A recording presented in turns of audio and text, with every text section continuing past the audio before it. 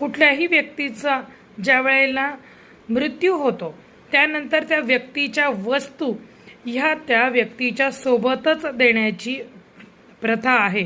काही लोक त्यांची आठवण म्हणून, त्यांच्यावरती प्रेम म्हणून किंवा आम्हाला त्यांची एखादी वस्तू ठेवायचीच असं म्हणून ठेवतात. पण जर का तुम्हाला ठेवायचंच असेल तर त्यांचे विचार ठेवावेत.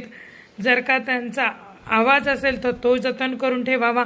एखादा लेख असेल, लिखाण असेल, संग्रही ठेवण्याच्या वस्तू ह्याच आहेत. पण चप्पल असेल, त्यांचे कपडे असतील, जपाची माळ असेल, हे सगळं त्यांच्या सोबतच द्यायचं आहे.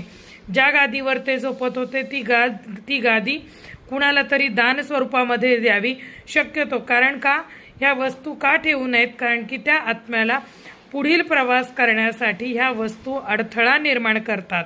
म्हणून ह्या वस्तूंचं दान वेळच्या वेळी करून घ्या.